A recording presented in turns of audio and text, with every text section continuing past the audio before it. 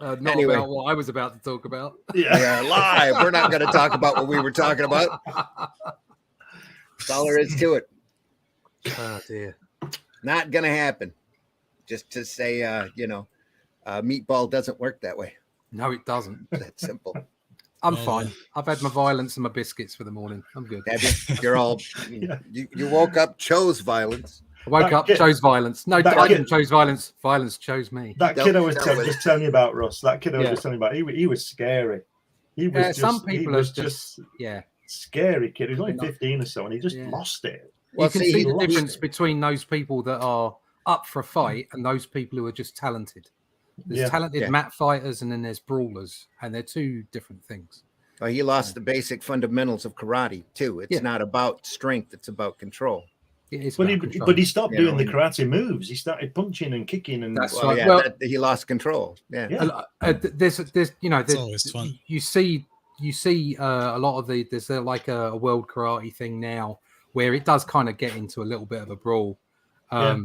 And at the end of the day, you got to do what works. And sometimes certain strains of karate can be almost too formal, and you need to be able to adapt and make things work. So when people say, "Oh, karate doesn't work in the street," it's like your average, restricted, disciplined karate is going to help you in the street, right? But it could succumb to a street fighter, because you don't want to be too rigid.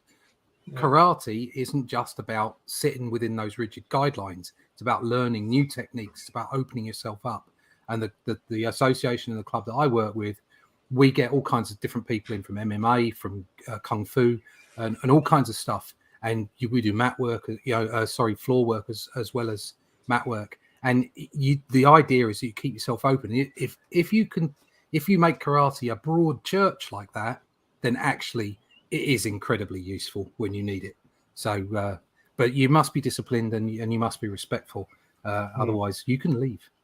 Yeah. Never once have you awarded anyone the plaid or paisley belt.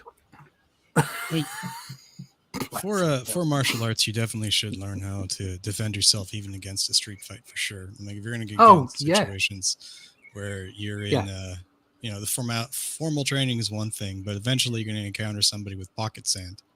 Exactly. Yeah, you've got to be aware. It's something that I've sort of used within the Comic Book Black Belt brand on my YouTube channel. The idea being that my art and my karate are very similar. Is that you learn the basics. You get for in karate up the Q grades up until you get your first black belt. The karate is shaping you. So much like that in the art, when you're doing sequential art, you've got to be shaped by having good, solid background, like anatomy, scene selection, get yourself in, make sure you're picking out emotions and things like that. And then once you step over those basic levels, not that you've mastered them, but you understand them and they're not shaping you anymore, then you shape your art and you start going in different places. And it's the same with karate. Once you get past the first black belt, you start shaping your own form. And it's almost like everybody's got their own style of karate because it forms to the way that they work and mentally and physically. That applies to life as well, doesn't it? You get all your peers around you and your parents and your brothers and sisters, and you do this and you do that and you don't do that. And then all of a sudden, when you're 18, 19, you've got a grasp and you start working it out. Being yourself. Yeah, exactly. Yeah. There's lots of lessons, lots of life lessons in martial arts. I don't ever like people going, "Oh, that martial art's rubbish," or "that martial art," unless of course it's McDojo and the people are really just awful. But styles, you shouldn't really you shouldn't compare other styles because they've all got something. And for instance, the karate that I do has a lot of Korean aspects. It's got some Taekwondo in it, but the whole thing started from Chinese boxing. So it's all just a mess, and there's only so many ways that you can move your limbs, unless you've got hyperextension. Of course, I've seen a few of those people. There's a book called The Unfettered Mind by Tako and Soho, which talks about. It's a book I recommend not just to martial artists, but also anybody in the arts or doing anything that's a profession that requires repetition, to get to a point of creativity and originality, which is what I think the point of martial arts is. Mm-hmm. It's a combination of tricking your opponent up, in a creative way. Right? Yeah. So you can get your strikes in. It's not moving in a straight line so much as going from point A to point B is the fastest way possible, even if you have to stop in the center, Yeah. So a book called Unfettered Mind, Taekwondo So, talks about the states of no mind, so that you can you train to get to the point where you can just react without thinking about it, and your mental state is clear because your mind stops at certain points. And if your mind stops, it takes longer for you to react to something and interrupts the flow of, if you apply that to arts, that's creativity, right? If you're thinking too much about one thing, then you're doing the work. A guy I worked with did martial arts, and he said the best thing you've got is your feet and your legs. Run away. Run away From a situation. If you've ever got a choice, don't get out of there. Yeah. Get out of there. Well, I saw a video yesterday, a CCTV video of a thug that tried to mug an 80-year-old man, but the 80-year-old man knew boxing. So after a couple of bops, the old man standing here like this, going, "Come on." And the thug's like, and just runs off. Nobody ever hit me like that, which is why I'm a thug. Exactly. Anyway, here's the opening, folks. Yay.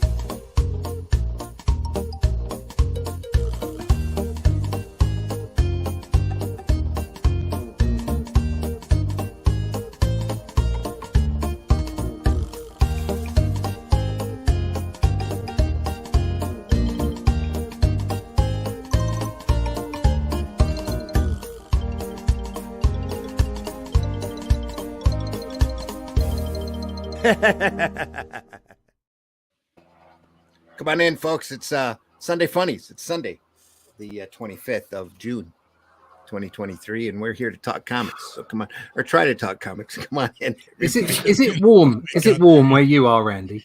It's extremely warm, yes, but it's warm good here as well. Yeah, I was sweltering. It's a dry heat.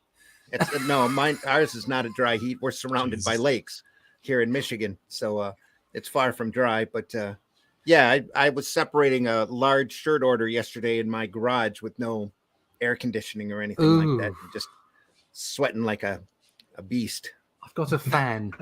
No, I don't have fans. I've got a fan, but they're not even in this fan. Your only fan is my only fan. Only fan. My only fan is sitting in here right now, looking at me. Pound a week. You're not productive unless you look like James Brown on stage mid-performance. Yeah.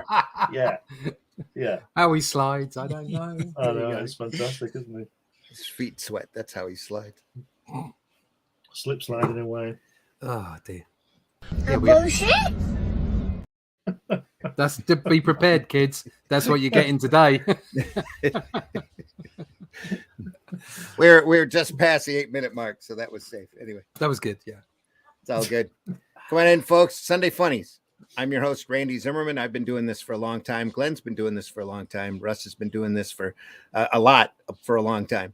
And Whiskey's just new to all of this, so we'll see how it goes. I was left to my own devices, so the only theme I could really come up with, because we've been discussing some comics, oddball, strange comics over the last few episodes. I thought we'd talk about some absurd comics, and I pulled out some comics, some books from my collection of different bits of sequential art, not necessarily superheroes. Some of them aren't, but well, because I'm late and I don't have a note from my mum, I didn't get my books ready, so I'm just going to nip off and go get some. You're going to go get some oddball books. I have a copy of DR and Quinch, so don't worry about that. Oddball comics. I know that's his favorite odd comic. One we will probably look at in a lot more closely in the very near or far future, depending upon how long it takes us to go through Watchmen and a few other things. I have the omnibus. Look at that I got from Ollie's of the Just Imagine stories. Where Stan Lee, whose documentary I actually sat through yesterday. What was it like? Well, that's a whole nother show. Right. But no, it might, maybe not. The title of our show is absurd. We might be able to discuss it. Yeah. Anyway, There was a period of time where Stan Lee wasn't contracted under Marvel, so DC hired him to recreate all of their characters. Oh, nice drawings by Stan Lee, aren't they? So that, great drawings by Stan Lee. But the reason why we might want to go over it in Comics by Night is because it's got all of these big people in it. It's got Joe Kubert, it's got Jim Lee, John Buscema, Dave Gibbons, Kevin McGuire, Jerry Ordway, John Byrne, Gary Frank, Scott McConnell, I believe it is, Chris Bachalo, Simonson, and John Cassidy, and more. Wow, so sounds good. Let's do that now. everybody got a I'd have to rearrange my room here in order to show it proper, but everybody got a script from Stan. Stan sat down and recreated all of the main Marvel characters and just went crazy with it. So, and it's I haven't sat and read it yet, but anyway, the documentary. Is it a new book? Is it a new book? It's not new. They did this a couple years ago, back when Stan was under contract and still had most of his faculties. Right. I mean, let me check the print date on it. I mean, I got it at Ollie's because they overprinted the thing. I can't see the 1999. Oh, wow. So, yeah, okay. That's when it was done. But they put it all together. They stick it out at Ollie's, and the price was on the cellophane wrapping of it, but I'm pretty sure I picked it up for $19.99. Wow. Pretty sure. So when you were saying about the Stan Lee documentary. The documentary was interesting because they knew that they were going to go up against a couple of walls, and they tried to address it as best as they could, but they used the majority of it was recording of Stan Lee because there's so much of it out there. Yeah. And a lot of that was done. He got a lot more educated the farther along in his life he got. And towards the end, he had a better grasp as to exactly, he got a little bit more empathetic, especially towards Ditko and Kirby. But in the meantime, they went through and used a lot of these snippets about what he thinks a creator is. That is just, you sit there and you go, nah, that's not quite the way it works, Stan. And of course, it was a pro Stan Lee documentary, of course, because it was all about Stan. They missed a couple of points in there that didn't make him look good. You know, and the whole thing was a Stan Lee love fest in order for the newbie to understand how great this creator was. But they did try, kind of backhandedly, to give a little bit more credit to Kirby and Ditko, especially when they tried to explain the Marvel process, and that Stan had started out writing a lot of this stuff and then had narrowed down to just plotting the stuff, and then it narrowed down to what do you want to do that, click on the phone, you know. Yeah. So have them meet God, basically. But it was interesting to watch because there's a couple of really hard time skips in there that they really gloss over a lot of the hard time. Speaking of meeting God.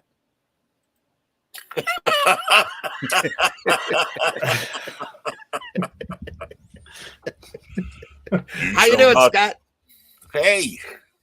Thanks for joining us, man. Thou shalt not steal. Thou shalt not commit. Thou shalt not take thy neighbor's lawnmower. Thou shalt not. Damn it, I turned my back for 5 minutes and Rosema turns up. Yeah, there you go. It was your substitute. You were nearly kicked off the team there, Russ. You don't block the door. Anybody can just walk right in. Jeez. We've picked up a new kid named Whiskey, too, Scott, while you were gone. What's that? Oh, yeah. Hey, we picked up a new kid named Whiskey while you were gone. Oh, okay. So. Speaking of whiskey, I got a drinking problem. Please don't drink me. You got to go get something to drink. I have coffee and I have lemonade, so I have no drinking problem at all. I only turn into a liquid state for some people. Yeah. So Scott's been around for a while. Anybody who hasn't, who is not familiar with Scott Rosema, he's got a long rap sheet as well. If you don't know about me, you're lucky. But don't you know who I am? Yeah. You don't know who Rosema is. Don't bother. All right, just don't bother. It's too important. What's that? So if you don't know who you are by now, they should just walk away. Yeah. We were talking the Stan Lee documentary, but the topic of today's show is the absurd. I'm sure that's why you showed up. Exactly. It'd be the same without me. Say the least. Did somebody mention absurd? Poof, I've got to be here. And for sure, I decided I was going to wear my emperor hood so I can. As well, you should, because it keeps the shine down. Oh yeah, that's true. Yeah, like glint. Oh, that's why we all wear hats. That's what we wear hats. Yeah, to keep the shine down. Save having to wax it off. Actually, yeah, exactly. I'm gonna fix my lighting. I'll be back in a second. Well, we didn't mean to chase you out, but who's going to start then? Oh, I already did. While you were gone, I was showing. Sorry, what did you show? Well, we've just covered 10 books while you were away, Russ. I heard you say DR and Quince, which means that I'm kind of in the right. I haven't. No, I told you. I'm kind of in the right place. So probably out of your earshot that I had a copy of DR and Quince. Yeah. But I was showing off the Just Imagine Stan Lee omnibus. Oh, that's bonkers. I want that now. Stan went through and recreated the entire DC universe because he was between contracts at the time, and I'd love to have that. They went through and had all these. They called everybody on the phone and said, "Stan's writing a DC book. You want the script?" And they weren't turned down by anybody. So John Byrne's in it, Jim Lee's in it, Joe Kubert's in it. Wow, what a list already! Dave Gibbons is in it. Walt Simonson is in it. John Buscema's in it. John Buscema's in it. Oh. Didn't he do Superman? Didn't he do the version of Superman? Yes. Buscema drew that part. Sure. Because I've got those pages in black and white. Batman's Joe Kubert. So cool. Very cool stuff. Oh. Yeah, it's very interesting stuff. Gene Colan is in it. At least it looks like Gene's work. Who did he do? No, maybe not. No, that's definitely Gene. Gene Colan? No, maybe not. Did a couple pages at least. I've got a few Eastman and Laird books. Anyway, everybody's in this. I didn't pull Turtles, but they are absurd. No, I've got one Turtles book, but I've got this one, which is quite cool. I'm blowing you up. There you are. Melting Pot. Oh yeah. And this is mostly just art. But it's got some great stuff in it. Got to watch out for the boobies. There's some really nice designs in there. I think the boobies are on the next. Oh no, it must be the next page. Beautiful stuff. Nothing sells better than monsters and boobies. Monsters and boobies. Gotta love monsters and boobies. There's the boobies. There's the boobies. Especially monstrous boobies. Monstrous boobies. Yes. Oh, more boobies. Sorry, can't have that. There's some color stuff there. So it's just lovely artwork, and then some color stuff as well. Yeah. And it was all just really odd. I just found it really odd at the time. This is great. Look at that. There you are. Yeah. And it was just really odd stuff at the time because Eastman and Laird were kind of drawing in a slightly different way to what everybody else. There's also some thumbnails of some comic book stuff they were doing as well. A true melting pot. Yeah. Oh, I take that back. I didn't. I thought I had grabbed my DR and Quinch, and I didn't. So this is absolutely brilliant. I love this. I love this little book. Yeah. I don't draw anything like this. This has no effect on me from a visual perspective whatsoever. I just love the book. I just think it's a great book. There you go. That's my first one. Well, the more you look at it, the more influence it'll have on you. Probably. Yeah. We're looking at odd comics, right? Is that that's the theme here? Yeah. Obscurities. I mean, it's comics. What qualifies as an odd comic? Well, see, comics nowadays are this. Everybody strives for realism and trying to take a real slice of life from the realistic, and there's so many great comics out there. Turtles is a prime example that just veer away from all of that and say, "Screw it, we're here to entertain." That's really, we want to do the obscure or even make a point, but do it in an obscure way. Just the art in itself is weird, just the way that they drew back then. That nobody else was doing this kind of stuff, really. Everybody had their own individual style. Nobody was trying to imitate next guy. It's innovative, it's brilliant stuff. And it's like at the time, sort of, early 90s, very early 90s. I know this is late 80s, early 90s. We had some fantastic artists knocking about. And obviously, Jim Lee was on the verge of being the greatness that he became. Yeah. And so you could look at stuff like that, but then you had this mad turtle stuff as well. And it was just so innovative and brilliant. I loved it. Absolutely loved it. Well, it's like back in the 40s, they had a book called Super Snipe that was about a kid that loved comics and always saw himself as this big, muscular comic book hero, would run around in his red underwear with the flap in the back and put a towel around his neck and go out superheroing. But in my opinion, one of the most absurd comics that were ever done was the Atomic Knights.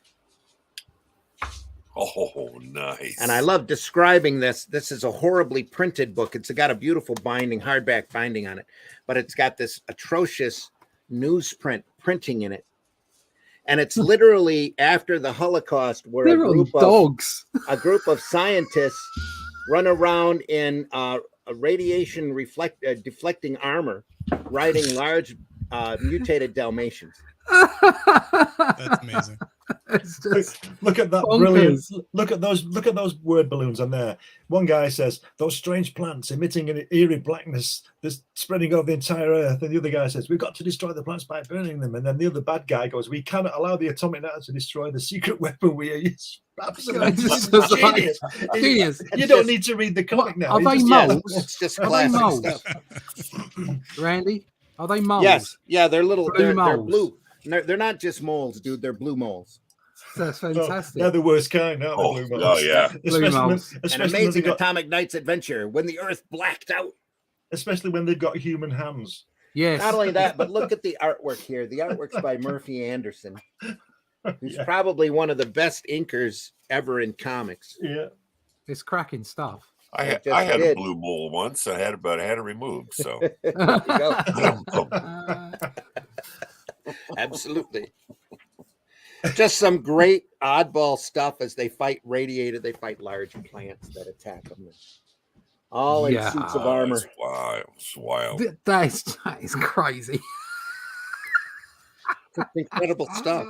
But really imaginative. They started out in they were really a backup feature in Strange Adventures. That's that I liked, Murphy, best from Gardner Grail. Murphy Anderson convention sketch. Brilliant. Nice.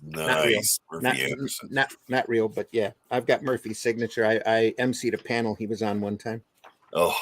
And got to talk to him for quite a bit. Yeah, he was amazing amazing person. It's all him on this, I believe. John Broome wrote the story, art by Murphy Anderson. There they are fighting a bunch of electrical creatures. Rawr! The lost city of Los Angeles. I like the way that they're all standing on their tippy toes as well. That's great. Yeah. That looks like some villains you'd see out of the Space Ghost cartoon. Yeah, exactly. Energy monsters. Rawr. It's awesome. Great. You know how great somebody is when they combine with another artist and it becomes a standard. Yeah. Like when Kurt Swan pencils, Murphy Anderson inked, it became known as the Swanderson look. Yeah. Yeah. Just, you know how great that is. It's got to be just phenomenal. But when we talk absurd comics, I love telling people about this book because you get this look on their face like you're trying to describe curling to somebody from the South. The sport of curling. Oh yeah, it's the same look. It takes place in the future where these guys have this suits of Victorian armor that deflect radiation. They ride around on large mutated Dalmatians the size of horses. What? I love it. Just fantastic. The oddest comic I've got is that OMAC. Oh, the OMAC. That's weird. That's just weird. That's Kirby at his craziest too. Yeah, in fact it's that weird. It's that weird. I only bought number 1. What do you mean I can't draw Orion anymore? Screw you. I'm going to draw a person in a box. Look at that. What's going on? There was a film about that. Pack it up, ship it out. That's what it is. Well, then he does that, and it's like, wow. Yeah. Oh, God. So one-man army corps. Yeah, it's weird. I didn't get it. I didn't get it at all. And then the only other odd one is that, which is obviously fantastic. Oh, yeah. Kirby again, mainly, but still beautiful comic. And this is my actual issue from 1967. How about that? Yeah. Sweet. Wow. So that's about all I've got. I just love the inventiveness they had with the names, not Brand Ech. I mean, it's just awesome. This is another Eastman and Laird. It's not theirs, but it's. I think it's from the same publisher, but it was just Nat Rat, the movie. So it's taking the mick out of Batman at the time, Batman '89.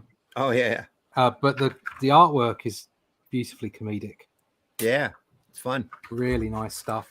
That's innovation. That's a Dave Campetti company. Yeah. So it's Rat. Yeah. And a Nat. So he's Nat Rat. There he is at the bottom. Nat Rat with the glasses, with the Michael Keaton Bruce Wayne glasses on all the time, even when he's Nat Rat. There's a videotape. There you are, kids. Bonkers stuff. Videotape Nat Rat. Shows you how old it is. Yeah. Yeah. And there's nice. some lovely art at the end there. Very reminiscent of the time. So gorgeous. Yeah. Wonderful, wonderful stuff. Very 90s. Oh, innovation. Yeah. That was David Campetti's. That's who it was. Yes, Dave Campetti's company. Yeah. But I just thought it was brilliant. Absolutely beautiful. I picked this up, and it was not the kind of thing that I was into at all. They did some really nice quality products in there, Dave. Innovation great. Did. Yeah. Oh, yeah. It's so comedic and brilliantly drawn as well. Really nice stuff. I have a book here that's got Kim Deitch, Hunt Emerson, Neil Gaiman, Dave Gibbons, Steve Gibbons, Graham Higgins, Julie Hollings, Dave McKean, Matt Matthews, Alan Moore, Arthur, and I think Alan Moore actually did some drawing in this. What a name. Arthur Ranson, Peter Rigg, and Donald Room in it, entitled let me blow myself up here. Outrageous Tales from the Old Testament. Oh God. Human sacrifice, murder, wrath of God, cats and dogs living together, mass hysteria. Deadly tent pegs. Judges, kings, and prophets. Enormous boils. And just incredible underground style stuff, all retelling stories directly from the Old Testament. Had to be a British product. Oh my God. That looks like something the Monty Python would do. Oh yeah. You know.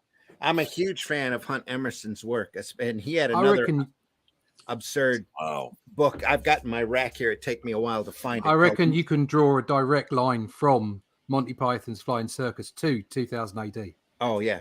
Yeah. I have no doubt. I'm sure you can. I'm sure Pat Mills would admit to that too. Yeah. The vein, without a doubt. The vein of Britishness within our humor and our comics is just so obvious. It's it is unique to us. It's so Whiskey's got a copy of Super God up there by Warren Ellis. And this is a comic, speaking about gods and stuff like that. Mm-hmm. It's I would say it's an obscure book because it's not really like it's superheroes, but it like explores the premise. If you actually made superheroes and made these like living gods, are they actually going to do what you want them to do and save the world, or they're just going to screw everything up? And this is kind of what it goes through. They're going to kick back, eat popcorn, and get started. Knowing Warren Ellis, they screwed everything up. So. Who's that guy? He looks like that guy on Doctor Who, doesn't he? Looks like that guy on Doctor Who. He looks like the Living Tribunal. The Marvel guy, the Living Tribunal. Living Tribunal. Yes. Nice drawing. This is one of the gods in the book where they were trying. It's sort of like a happy accident, I guess, if you call it a happy accident. So they sent 3 astronauts into space to explore some whatever thing hit by like some sort of cosmic rays, and instead of becoming like the Fantastic Four to become this fused together, alien mycological mass of, some kind, and people start worshiping it like a god. But it just it goes downhill from there in the book, right? Yeah, downhill as far as just gets crazier from there. Yeah. He could use some skin lotion, that's for sure. Yeah, something. Absolutely. Legs. It looks like one of those trees in the woods, doesn't it, with mushrooms growing out of them, or when a fungus growing out. Yeah. Great drawing. That Testament Tales, Brandy, that reminds me of John Cleese had a bit one time where he said that they were going to do a bit about what if they had weather forecasters at typical time. Okay. He said on Sunday locusts will descend, and on Monday, and on Wednesday boils. On Friday, giant frogs. So I gotta say giant frogs. Yeah. Got a cold front of giant frogs sweeping through. Dogger Bank. I've got this one. This is Caliber. God knows when this is going back away. This was just weird. I think I found the artwork a bit odd as well. Caliber did a lot of oddballs. Yeah, this is Mechanoids. That's what this one is. Oh yeah. Just weird stuff in here. Just like it freaked me out a bit. That is, I believe, Mark Winfrey. Yeah, artwork. But I picked it up. It looks like Mark's work. Yeah. Mark Winfrey started out doing System 7 for Arrow Comics, which is a superhero title. There you go. Yeah. So it's just like, all the... Oh, my. We're seeing all text pages right now because Mechanoids was tied into a role-playing game. Yeah. So, yeah. Back in the day. So that was bonkers. Yeah. That was a weird little one as well. There you go. And Russ, do you have your monkey's ass pointing towards us on your microphone? Monkey's ass. That's right. There you go. I'll just turn him around so you got the monkey's nose. Well, that's. I keep meaning to clip that video of lizard people. I haven't done it yet. So. I got one that's gonna beat even the Old Testament one. All right, go on. I'm blowing it up. Okay. American Bungalow. Okay. There we go. And it's got all kinds of really neat, articles on. It's an ad on different bungalows. Envelope, all the. That's not a comic at all. Just kick him out, will you? Kick him. It's just wonderful, beautiful stuff. Kick him out. Oh wait, he's just taking the minute, right? Oh shoot, I'm so. He's just taking the minute. Obviously, you've been shopping for a bungalow, huh? All right, I'm going to show you my last one. Speaking of bungalows, show off that DR and Quinch too, because I don't have my copy in front of me here. So this one is by Les Humanoids Associes. Who the heck? Yeah. Oh, it's Dark Horse. So there you go. This one is really quite odd. Nosferatu. Oh, nice. Okay. And it's like if Nosferatu was lonely on a dead planet. It's just it's like some of that art there. Look, that was back when you knew that you were going to pull down, especially Dark Horse was going to pull down 1,000 or 2,000 on just anything. Yeah. So and this is great. The more obscure, the better. Yeah. It's really soulful and sad. And then you get the action in the end. Again, some like really innovative. It's got to be a European artist. Yeah, on that. Yeah, I would say it was. Yeah, well, it was French, I think. Okay. Just one of my favorite anthologies from Dark Horse was Cheval Noir, and it always carried the most unique, beautiful artwork with the hardest to follow stories.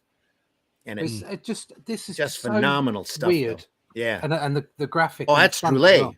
Yeah, of course. Yeah, and it's just fantastic stuff. Just absolutely loved. Yeah, famous French artist. Again, not stuff that I would normally pick up, but they jumped off the shelf, and it's like, I've got to have that because anything by Droulet, you can't help it. That's so attractive. I mean, you're just there we go. I'll get the DR and Quince out for you. Yeah, pull out the DR and Quince. Oh, those are. Got to tell people about it though. DR and Quince was in 2000 AD, and was basically these alien teenagers, anarchists. The only way you could describe them, no goods that would just go around and do whatever they liked, and they'd turn up on Earth and just pretend to be UFOs, like it's and the artwork is sublime. Just Alan Davis, look at that, Alan Davis at the peak of his form, doing his thing. Yep, beautiful stuff. Look at the aliens he's got going on there. That guy at the top there, just awesome. Just crazy stuff. A few more incredibly funny stories as well. Yeah, proper British humor. Excellent stuff. And I believe Rebellion has reprinted that, so it's available over on Amazon. And we can't recommend it highly enough. Buy it. Oh yeah, love it. Did Davis write that too? That's great. Pardon? Did Davis write that also? Oh no, that was written by some unknown called Alan Moore. Yeah. Moore. Way back when. Yeah. No brilliant stuff. That's something we can go through on a comics by night rather easily. Yeah. What's his name here? Famous actor. Some kid off the street. By the waterfront, on the waterfront. Marlon Brando. Marlon Brando. So like this alien that's got a Marlon Brando face. Bonkers, and he's like this awesome. tortured actor. Fantastic stuff. Just great. Wow.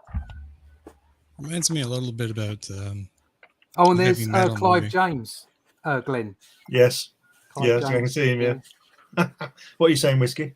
I was saying it reminds me a little bit about the artwork is very reminiscent of the heavy metal movie back in the day. Very much so. Yeah.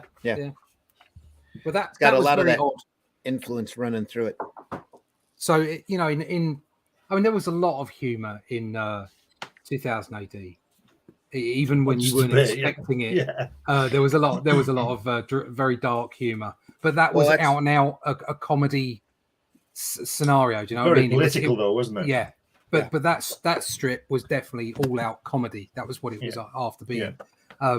Whereas something like Judge Dredd, you could laugh at, even though it wasn't. Well, it was a joke a minute. I always thought that Judge Dredd was a political satire. Yeah. Oh yeah, without a doubt. It was, and that shows you how good Pat Mills' writing and the other guys' writing was, because it was different layers, wasn't it?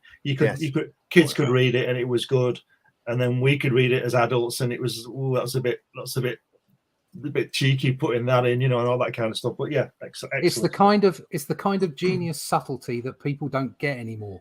Yep. Do you know what I mean? It said a lot, and it did a lot, and it entertained a lot. Yeah. What it did was it didn't say something was right. It gave you all the questions. Yeah. So like the fact that Judge Dredd, he's the hero. He's also a fascist.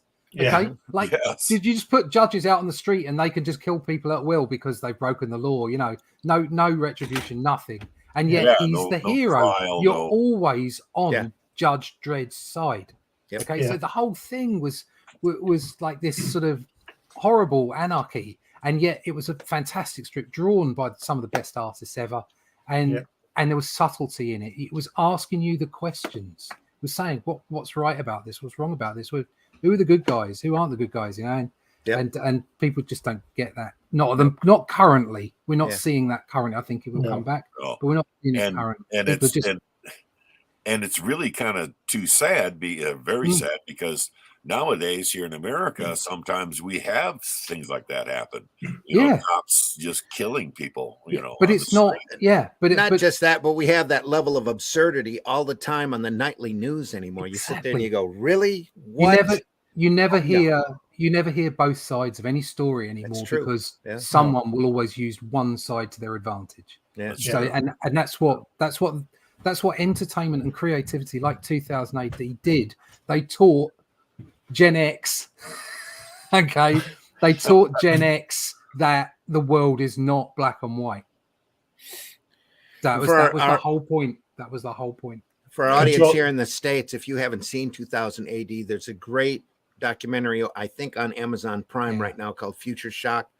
Go over there and take a look at it. There are huge collections over on Amazon of the individual properties like Judge Dredd, Strontium Dog, Rogue Trooper, Robo Hunter, that are amazing. You will not regret buying any of those, because it's all just incredibly high entertainment. Just great stuff. You take the undergrounds from the 60s, you take the Marvel era from the 60s and 70s, you take Monty Python, you put them in a big pot, you stir it up and throw in a bunch of science fiction, and that's pretty much 2000 AD. Yeah. Stick in a bit of Hammer horror as well. You're done. Yeah, a little Hammer horror. Yeah, who was mostly what did Judge Dredd have a regular artist for a long time, or was he worked on? No, it was always multiple artists. Carlos Esquerra was the first one to draw, wasn't it? His creation. Yeah. He's credited. Him and Pat. I think Pat Mills are credited. For me personally, the best was Brian Bolland. Gotcha. Absolutely. Yeah. But Carlos Esquerra was fantastic. So was the best Esquerra was Strontium Dog, though. Yeah. Ron Smith. Ron Smith, Mike Mahone. I enjoyed Cam Kennedy's work because I love Cam Kennedy, especially on Rogue Trooper. Brett Ewins had a go at it. Everyone had a go at it. So. We have a few new comments, gentlemen. You got I've been ignoring the chat. Just to finish off, Carlos Esquerra on Johnny Alpha. Strontium Dog is it's in a league of its own. Yeah, it's just fantastic. That's a property somebody's going to end up doing one of these days in the movies, and everybody will be shocked. And where did this come from? No, they'll just change it all, won't they? You see a couple of YouTube videos up there of fan movies to show what could be. It's just Esquerra's just got such amazing line work and such an individual style to his stuff that you just can't go wrong with anything that he did. There's a Stainless Steel Rat compilation available over on Amazon. Strontium Dog's got a number of reprint books, and they're all really well done. I really wish I'd picked up the Strontium Dog ones. Well worth it. The big thick volumes are good, but they're printed on newsprint, but you still see all of the line work because it's designed for that kind of inexpensive printing. And Strontium Dog 2000 AD was. Yeah, Strontium Dog started off in Star-Lord. Yes. So when they combined Star-Lord. So all the guys in the ABC Warriors, that was actually a spin-off from I can't remember the name. Robusters. Robusters, that's it. Jaws and Hammerstein, wasn't it? Yeah. And they used to go around and sort of clean up messes. With who was the big guy? Who was the earthquake one? The one that used to chew everything up. Was that Quake? I thought his name was Quake. I can't remember his name. Wrong. He was just thick as two short blanks. He couldn't speak properly, but he used to just eat everything up. Robusters, all of the characters were robots. And you had a really large Hammerstein who was an old warrior soldier robot, and you had a garbage eater Rojaws who was a little almost like a trash can with teeth. He was Danny DeVito as a robot, wasn't he? He was hideous. And he loved eating crap. It was a great strip. Yeah. No, it was really good. And then when they moved on and showed Hammerstein's past in ABC Warriors, that was genius. It was just brilliant. You know, it was another collection of really great robots. They created a team of robots to go in the wars where the humans couldn't go because of radiation or biological problems. Book one, ABC Warriors. Give me a second to blow that up here. So this is Mike Mahone, I think, on this. But that one's Warriors. That one's Brenda McCarthy, who did a few of them. God, look at that. But that first one would be Kevin O'Neill, is it? Looks like Kevin O'Neill. Yeah. Look definitely. At that. Oh. just phenomenal stuff. Phenomenal, yeah. There you go, more stuff. Excellent stuff. That looks like something you might have seen something like that in the Warren magazines, creepy and eerie and stuff. Yeah. So not like, I wouldn't call it an oddball, but although you could say that everything in 2000 AD was a bit oddball. Pretty absurd here and there. Yeah. I couldn't believe when I come across copies here in the States. It was just bizarre. And loved every second of it. And now, without having prepared for the show, which is what I do, I did come across my pile of comics here. This Blanc comic. Oh yeah, and I love what it says on the cover. You're gonna have to read it because we can't. Hi, I'm Gronk. Do you like kitties? Not like as pets, not to eat. I'm not that kind of monster. unlike Alf. Yeah, exactly.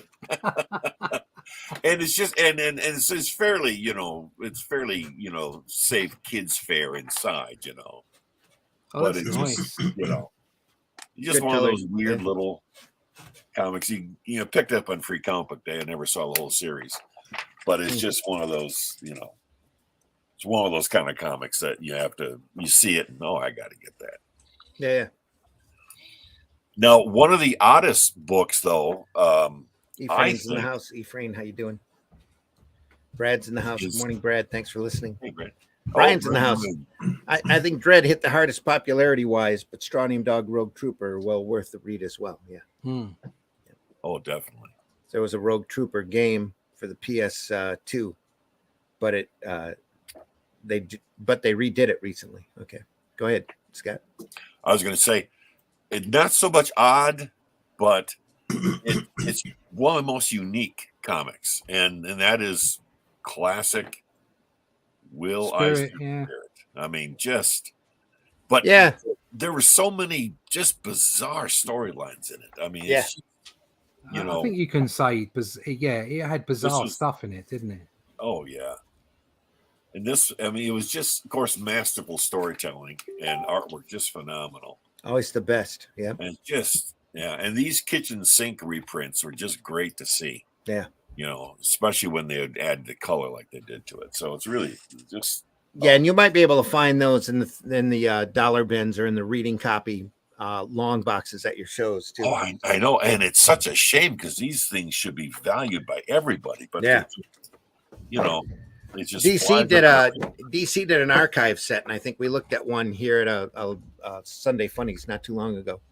Sunday Funnies are comics by night. That the archive set is unbelievable. There's 26 volumes of the entire run, plus the oddball stuff he did afterwards, plus all the covers for the Spirit magazine reprint books. So, But when we're talking absurd here, if you can't mention that anymore. Talking about absurd without covering Milk and Cheese. Oh yes, yes, the false comics. Dairy products gone bad. That's great. They hate what you hate, and they hate you. Yes, that's right. That's just another name for lactose intolerance. That's it. That's it exactly. Dairy Products Gone Bad by Evan Dorkin. There's an entire volume out from Dark Horse, and they are packed with prettiness and anarchy. It's the only way to describe it. It's bonkers, isn't it? It's a carton of milk, a pint carton of milk, and a slice of cheese out to avenge the world. That's awesome. Jesus Christ, all milk. Jesus Christ, all Jesus Christ. That's too good. The baby cheeses. Truth or Dare. Short stories, single or sometimes 3 pages, 4 pages. I don't think they did a larger than that, where they find a topic and then they decide to go smash it. Darth Vader Overdrive. We're both Darth Vader. You wouldn't get away with that now, would you? Cease and desist. Cool. Oh I doubt. It's all parody here. So, yeah. Here comes cruelty. Cruelty for all. Isn't the artwork fantastic? Those faces remind me of a little bit of Savage Dragon. They remind me of MODOK. Yeah, MODOK. We only harm the stupid. The phone book is our hit list. It's idiot filled. Jeez. When is that from, Randy? 70s. 70s. This book belongs to Milk and Cheese. That's not 70s. I think it starts in 88 to 89. All right, okay. That's 80s. 80s and 90s in there. They did a whole series of collections here. Only harm the stupid. That's fantastic, isn't it? God made us funky. Look at that. Milk and Cheese, the second issue. Yeah. Milk and Cheese Society is to blame. Oh, brilliant! Who's the creator behind that? Evan Dorkin. Evan Dorkin. No kidding. Believe he went on to do a bit of work for Cartoon Network. That's Does not he a write? surprise. Does he write and draw it? Yes, it's all him. Right. Small press sales blitz. I'm sure it was very therapeutic for him for a number of years. That's I the think only way I'm to going to describe adapt that phrase as my own personal motto. We only harm the stupid. Here we go. What a great book, folks! It's a hardback. It's phenomenal. It's Dark Horse Books. It retailed for $21.99. Wow! So at the time, but that was probably back in the early teens, 2010. I would imagine I've had it for a little while. I keep meaning to catch him at a show and have him sign it because it's I just appreciate the work that much. Oh yeah. I have another innocuous, harmless comic. Most of the stuff gets picked up at Free Comic Book Day. 2011. So you might still find it on Dark Horse or on Amazon. I don't know. But this had a great title. To keep recommending Amazon, they don't pay us to do anything. So yeah. Is Cleopatra in space? Wow. Yeah. It's just, bizarre stuff. I mean, and it's literally just that. It's Cleopatra gets abducted and she goes into space for adventures and all this. And it's just. It looks like it's going into manga. Yeah, it does. Yeah. It's got a little hard manga influence to it. Yeah, definitely. But it's just another little oddity, So again, perfect material for me. Speaking of famous people, I've got one from Sirius that later became Dogstar by Jason Asala, about the let me flip back over here, about the troubled life of Poe.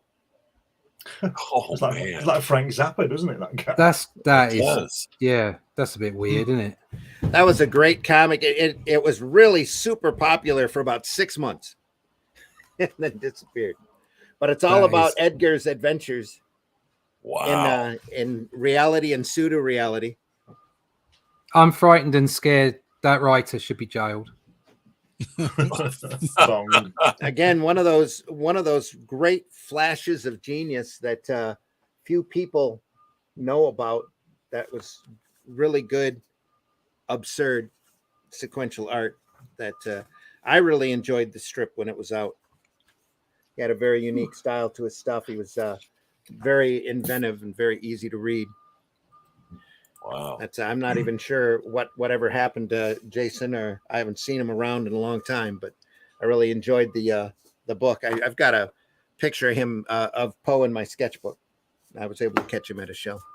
So I got this. I got a book here. It used to be in my collection. On Mask there.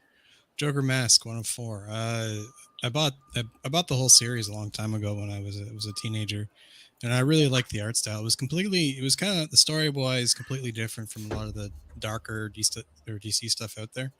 And it was tells a story about the mix. What happens if the characters from the Mask join the DC universe and the Joker gets hold of it, and it was actually a really, really fun read at the time, but wow, kind of obscure in a sense where I don't see much movie crossovers into comics. Well, Mask has really jumped into obscurity, in my opinion. That it was one of those properties that nobody, when they talk about comic book movies, mentions the Mask movie, and I think Mask was pretty true to the original property. Oh yeah, they couldn't have gotten anybody but Jim Carrey at that point to do it. So yeah. And considering, and Jim Carrey made it, very entertaining. I mean, just Of course, he's always great to watch, but nice, fun artwork. Looks like. Unfortunately, I don't have a collection anymore, but it was really good. Yeah. Yeah. The artwork was all right on the previous page, but I hate that Batman. Sorry. Yeah, that right leg. You're allowed to judge. I think there's some weirdness going on there. I don't like that. Nothing. A lot of the anatomy is a little exaggerated and obscured throughout the whole thing, but it's especially that girl on the cover. Consistent. Sorry, Whiskey. Go on. I was just saying it's consistently bad. Like it. but they do it in a stylized way. Like you may not like the knee there, but for example, but it's just I can guarantee you there's not one other knee that looks like that in the whole of the book. Probably right. Yeah. But what a knee it is. Anyway. Oh, yeah. Hey, Randy, do I see on your spinner rack an issue of Bomba? You do. I love this cover. This is one of my favorite covers of all times because it's so dynamic. It's so beautiful. Look at that. Here, let me take that out of the wrapper so that you can see it without the glare. Wow. Oh, yeah. That's awesome. That is amazing. Just amazing. I thought it was Nick Cardy, but it's somebody else that did the art, and I couldn't tell you who it is. Somebody told me, and once you looked at it, you realized it wasn't Cardy. But man, that layout sure does scream Cardy to me. Oh boy, yeah. You know, it really does. It's just so dynamic and so beautiful. And I've got a book of Cardy and the covers that he did that we'll cover in Comics by Night one of these days, real soon. But that's Bomba the Jungle Boy. Used to be a series of movies, I think. Movies or a TV show. Oh yeah. Let me see if I can find who did the interiors here. The Jaws of Doom. Yeah, well, that cover really overshadows the interior, doesn't it? It sure does. That cover sells it right there. It's got the that artwork feel doesn't of quite match it. 70s. It looks like a Bill Everett type of penciling, doesn't it? It does, yeah. It's just that cover though is just so much fun. The cover's fantastic, yeah. Genuine comics in the chat. You know, I always kind of wonder. I think that they keep. I look at these books like that, and I keep thinking they really missed the boat by not doing just simple things like emphasizing certain words on the title of the book. That book should be Bomba, the Jungle Boy. It should be this big, huge Z. Yeah, that's like the biggest. Well, this came out during the time that there were all sorts of jungle characters running around. Oh yeah. You know, Tarzan was super popular back in the 60s, late 50s. Sniff, sniff. Sniff, sniff. Sniff, I'm afraid, yes, that is a genuine sniff, sniff. Sniff, sniff. Right there. Sniff, sniff. I'm not sure who did the artwork. There's no credit on here, but probably for a reason. Probably. That's harsh. Anyway. I thought I was being harsh with the knee, but that was really sticking the knife. Just remember, Russ, we only harm the stupid. So, but that's right. We only harm the stupid. But that cover is everything to me. I love it. That's why I have it back here on the rack. Awesome. We could do a whole episode just going through the rack, actually, because I've got a lot of oddball stuff sitting in here. So, I've got my last oddball one, which everybody knows this. Swords of Cerberus. Oh, yeah. Because that's like, I don't even pull out a Cerberus. I've got one of the phone book of the first 6 books here. Yeah, it's Cerberus. Absolutely bonkers stuff. Great lighting. Look at that. Oh yeah. You know all about Cerberus up there in Canada, right, Whiskey? No, I don't know anything. Oh, wow. Isn't Dave Sim originally Canadian? Oh yeah, he's very Canadian. Yeah. Yeah. Very Canadian, eh? Very old style Canadian, eh? Yeah. I'm not sure. Cerberus started out as a parody, much like Teenage Ninja Mutant Turtles started out as a parody and picked on Daredevil. Cerberus picked on Conan. Yeah. And it turned into an fantastic sequence. It looks familiar. It turned into an autobiography of Dave Sim's life as he went from barbarian waif to Pope. Yeah, a great transition. Great, yeah. Here's one I just pulled off my rack here. Battle for the three-dimensional world. Yeah. Was that Kirby? It is all Kirby. Yeah. 3D glasses and everything. Yeah. Kirby in 3D. Wow. Get your glasses on, kids. Here we go. Oh yeah. I've got another couple. Hold on. Jeez. There's some absolute craziness. Actually, on there, it almost looks solid here. Yeah. You got to got to see how it's off center for a reason, because they had a pair of 3D glasses that made everything 3-dimensional. I don't have the glasses, unfortunately. It could be a really good fun gimmick for a rehash. Great stuff. Back with something like that. Yeah, it came back in the late 80s, early 90s for a while. So, yeah, it was great. Let's see who else I have here. Didn't they develop a 3D system for full color comics? Yeah, they did. They had a full color TV for a while that showed stuff in 3D. That didn't last very long. Wow. What about anybody know anything about Barry Ween, Boy Genius? No. By Judd Winnick.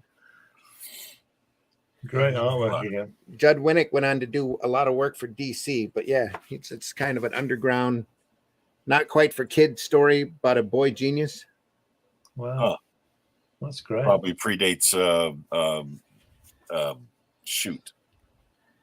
Image did this. Yeah. The cartoon. What the hell? Dexter's Lab?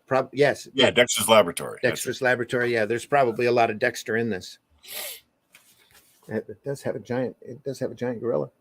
Okay. Oh man. You know it's going to sell now. Oh yeah. I got really close to being a cartoon show from what I understand, but I watched a program last night about Julius Schwartz, and he was talking about I don't know who it was now, put a gorilla in it and started all that stuff in the 50s about gorillas being in comics. Julius Schwartz was saying, "What the hell is this gorilla?" And he said, "Oh, it'll sell, don't worry," and it did. Yeah.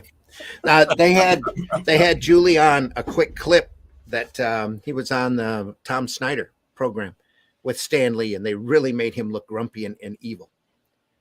Julie Schwartz. Yeah. Oh, no kidding. Wow. So he was sitting there about how comics should be entertaining, shouldn't have anything about real life in it. And Stan's sitting there just laughing at him, shaking his head, literally. Because at the time they were outselling Marvel 2-1. Or they were outselling DC 2-1. And Stan's like, okay. Well, Excelsior to you, Here's something to make you jealous. It took me a little while to find this book and get a hold of this book. It's a Showcase Presents, but it is The Great Disaster. Wow. Featuring the Atomic Knights. This has got the Atomic Knights in it, yeah, but that's not why you wanted this book. You wanted this book for the sheer variety of people that was in it. It's got a couple of, it's all end of the world stories. So you've got, right off the bat, you get some Alfredo Alcala. Oh, no kidding. Just kicking major ass. Look at that. Hold that up again. Just kicking it hard. Oh, Jesus.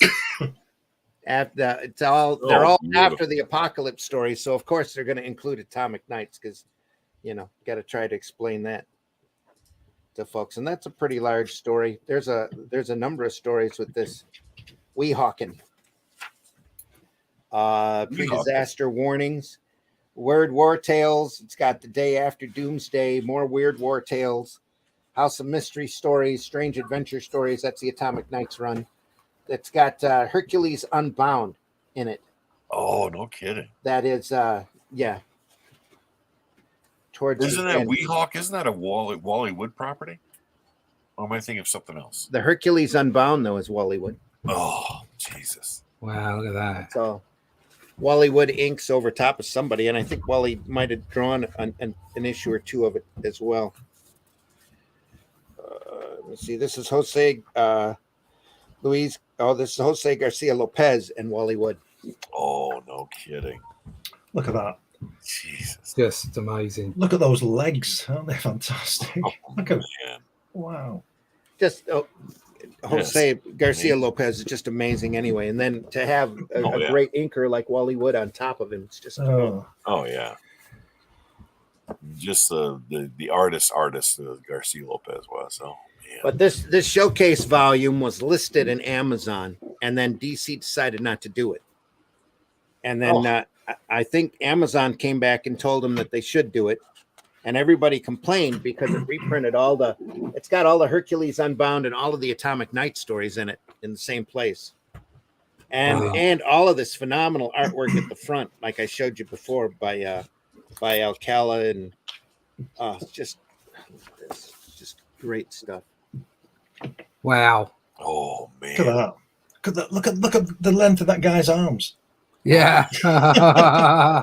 That's right up Get there on with that. some of Is that by Alex Nino? The art? Some of O'Neill's, yeah, that's Nino right there. You can't I like see that. It's good stuff. Just amazing. It's a bit Wrightson as well, isn't it? Art by Nino, yeah. Story by Jack Olick. Here's the next page. Oh, we covered bonkers. Nino before. I forgot he was even in this book, or we'd have covered this story as well in our Nino episode, because this is just real classic stuff. And Jack Olick was amazing. He was an amazingly prolific writer. Yeah. He just did so much. Just great stuff. It's a great volume. That's The Great Disaster. Showcase Presents. Very difficult to find. I think I had to order this through Amazon in order to get a hold of it. I would love to know who it was that very smartly decided to collect that up into a volume like that. Because I don't know, but Didio kept the one time I talked to Didio and mentioned reprint editors. He said that he had a real rough time with them trying to get them to reprint stuff like this. Wow. So they always wanted to reprint the same stuff over and over again. And I said, there's so much other great material in there. You need to go through and reprint, all of this stuff. Oh yeah. So, yeah. That's where you get the most mileage out of all that great material. I mean, it's all science fiction, mind-blowing stuff too. It's just great. It may not be immediate sales right away, but it does open it up to a new audience, and that's where you get people interested in the material if they can't see it. Do you want to see something that's so 1985 it hurts? There we go. Atomica Press. Oh yeah, A1. Holland. Lovely Bolland. I think is that the first appearance of the actress in the Bishop? I think it is. Actress in the Bishop. Look at that. 1985, Atomica Press. Lovely typography. Look at that. I had a couple of great stories, some great art in there, and in particular, I mean, it's worth it just for the cover. There was some painted art that ended up being in black and white, which was great. Nice. And the actual Bolland strip was just amazing. That's from Titan, isn't it? Titan Press. Oh, hold it there for a second. Printed that. That's Boland's. Oh man, look at that. Just so bloody beautiful. Good. Yep. Just beautiful. Yeah. I think that was before he did Killing Joke, was it? Yeah. You might be right. Yeah, you're probably Killing right. Joke was about 87, I think. And you could see just how he was ramping up. Oh yeah. I got a couple of really weird early 90s 1990 Batman 3D. Oh, I've got that. Yeah. There you go. Look at that, all those 3D. Look at that. Oh, it's great. And even in the back, I've still Glasses. got the back glasses. Oh, awesome. That's cool. So good. And one last 3D one glasses. from me, which was a real oddity, real weird thing, and it was like trying to capture the time. In actual fact, looking back at it, it's crap. But it was Batman Digital Justice, and I think they did everything in Photoshop. They painted everything in Photoshop, and it's god awful. Oh God, looks a little harsh there. Yeah. Yeah, it's just. Oh yeah. God. Just rubbish. Oh, I don't like that. That's like one step up from First Comics is attributed to doing the first computer comic called Shatter. And quite a good cover. And that looks like somebody got a hold of Minecraft and decided to do a comic. Computer generated. Yeah. And then there's the 3D stuff on the back. There you are. That's just so 3D, isn't it? Oh my God. I think there's a big picture That was before they get sucked into. It's a bit Tronish, and that picture on top left, that's bloody awful. Look at that Batman there. Yeah. That was worse than the guy with the funny knee. But I'll see if I can find it with it. I wonder what Pepe Marino's doing these days with. I don't know, but he's computer. Yeah. There you go. That's the. There you go. It's all a bit Lawnmower Man. Oh, yeah. Oh my God! The faceting on the Joker face, it just leaves a ball with like didn't even add the extra polygons in. No, we're just gonna go with the lowest. But back then that was probably the highest whiskey. That's right. That was the high rung of the technology. Those two books, like 8 years to make. Those two books reside on my support bookcase, my overflow bookcase. So this one's on proper bookcase. Look, everybody's entitled to be an idiot. Not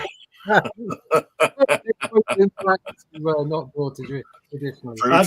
I've got one here that Russ has seen, which you can see soon. Shameless plug. Shameless plug. That is an odd comic. I that like is an it. odd It book. is. I'm Odd. It is an odd book, and it's lovely. It is. And you can see it's coming out soon from New Haven. Just show you that last one there. There we That's are. great. Yeah. Yeah. It's even got Neil and Buzz walking on the moon there. Can you see him doing the Mr. Smile? You got Thunderbird 2. You got all sorts of stuff. Yeah. Oh, cool. Mate, that fits in with the today's theme, because it is that kind of book. It is one of those books that you kind of go, have to look at it twice and go, wow, that's really good. And they were running that stuff about the submarine around the Titanic. I turned to the wife and I said that was a job for Thunderbird 4. I said that. Yeah. Thunderbird 4 would have been there in an hour, but still would have been too late. So at that point. I just hope it. I just to be serious for a second, I hope it happened quick, immediately, rather than 2 days later. I'm pretty sure that's what it did. It just imploded. Yeah, very, very quickly. So once you get a weakness at that depth, it's just and everything's just sucked in. So, they wouldn't have known about it. Bonk. No. That's it. Good. I'm glad. Yeah, I'm glad as well. Yeah, and to those people out there who think it's funny to abuse people just because they got a bit more money than you. Yeah, seems to be a running theme. Yeah. Oh, don't get me wrong. Like in a year's time, joke. Because you got to get over these things and you have to laugh about them. But like immediately after, it's funny though, because I'll tell you now. If I got the chance to go into space, I would. But if I got the chance to go down to the Titanic, I wouldn't. And I'm totally with you. Not because of that. Not because of that. I would never go down there. No. I saw a chart on the program the other day. Cameron, the director of Titanic and all John that. Cameron. He went down to the bottom of the Mariana Strait, which is 7 miles deep, which is twice the height of Everest and a bit more. And there's a chart, and it's something like, if you imagine that's the ocean top where we would be, it had all these nuclear submarines going down. Then it had the Titanic, and then Mariana Strait was right down there. Madness. Something ridiculous. Madness. 3.5 kilometers down or something. Yeah, it's crazy. Anyway, don't do it. Find aliens. No, anyway. Don't do it, man. Don't do it. Well, you can't see anything, can you? There's black. I don't know. Anyway, I can't imagine light, even bringing light down with you. You can't extend more than a few yards in front. That's right. Yeah. No, I can't. No. Do we know whether those people actually saw the Titanic? Did they get there? Don't know. They were, from what I understand, they were short about 1,600 feet. Bummer. So they probably didn't.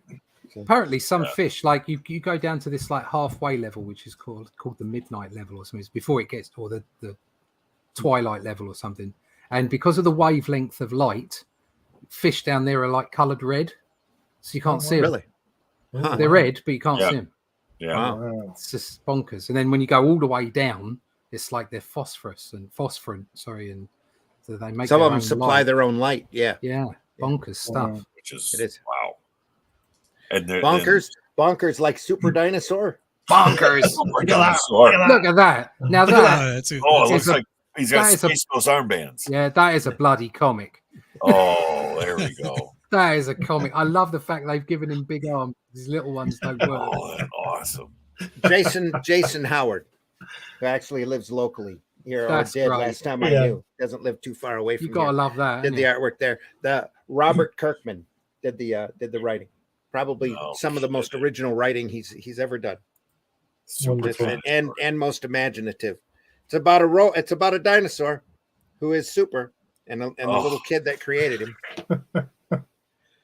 Oh, look at that Kirby crackle there. Nice. How much better is that than bloody Dinosaur Justice League? Oh, yeah. Seriously, sort yourselves out, DC. Dinosaur Justice League. Go away. Go away and don't come back until you got a better idea. Look at that. Beautiful. Man. Beautiful. Whereas this is brilliant. I think the only thing that hinders this, I think, is the muddy coloring. Yeah. That's the only thing I don't like about it, but it's really imaginative. It's a lot of fun. A couple of kids, a super dinosaur, their dad going off on crazy adventures. Love it. That sounds like that should have been a Hanna-Barbera cartoon in the 60s. I'm sure that they were pitching it that way, and it just never quite made it. Look at that face bottom right, that lizard guy. Look at that. Nice. Lizard people. That has just a touch of a design quality to it that you'd see from Frank Sirocco.